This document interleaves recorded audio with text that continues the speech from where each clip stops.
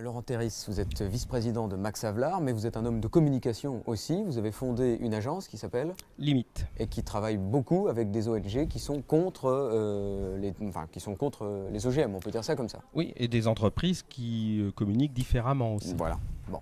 Mais vous connaissez bien ce côté-là. Qu'est-ce que vous retenez de ces 2 heures de débat ?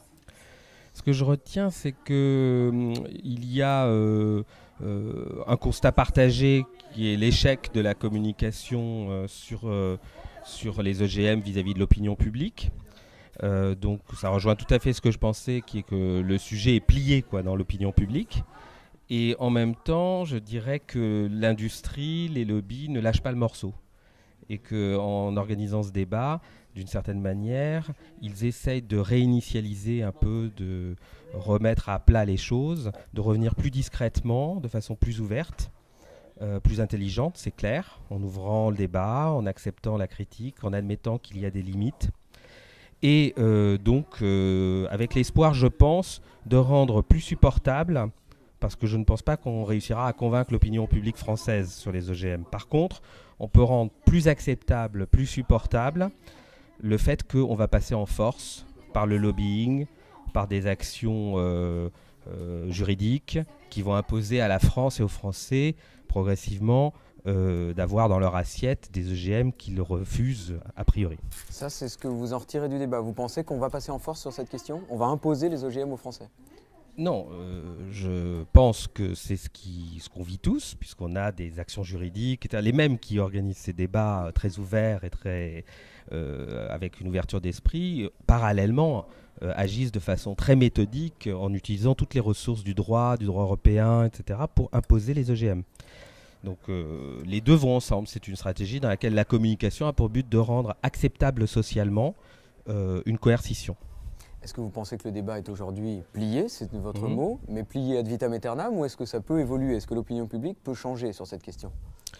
Alors, moi je pense que les acteurs différents de l'agriculture, ceux qui sont sur le bio, ceux qui sont dans les coopératives, les associations, les ONG et l'ensemble du monde associatif comme Max Havelaar par exemple, mais avec d'autres partenaires, on pense qu'il y a quand même 2 voies qui peuvent éviter cette fatalité. Et nous devons changer notre stratégie comme les tenants des OGM ont changé la leur. Première voie, faire émerger et défendre un modèle différent et démontrer que les OGM ont des limites, qu'on voit un petit peu partout que les études contestent la productivité, la réalité de la meilleure productivité, qu'il y a des résistances animaux, nuisibles, qui finalement rendent le modèle OGM négatif. Et d'autre part, c'est notre position chez Max Havelaar que ces produits rendent dépendants les agriculteurs vis-à-vis de groupes, alors qu'il vaut mieux qu'ils soient en harmonie avec leur environnement. Ça, c'est votre Premier stratégie point. à vous. Ouais. Deuxième point, faire alliance avec la distribution et la consommation. C'est aussi la stratégie du commerce équitable.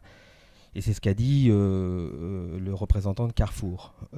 Aujourd'hui, ce qui compte finalement, le combat, il va se nouer sur les rayons.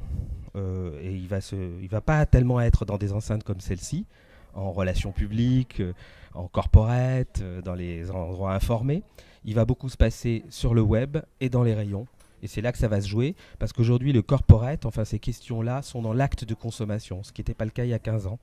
Au moment de son acte d'achat, le consommateur, il fait un arbitrage où il y a le prix, et ça va compter, bien sûr, parce qu'il y a la question du prix, mais il y a aussi d'où ça vient, ma santé, est-ce que c'est un bon produit pour le goût ? Et tout ça, ça rentre dans l'arbitrage instantané du consommateur. Ça va se jouer dans les rayons, ça va jouer dans la consommation, ça veut donc dire que les choses ne sont pas figées. Les choses ne sont pas figées.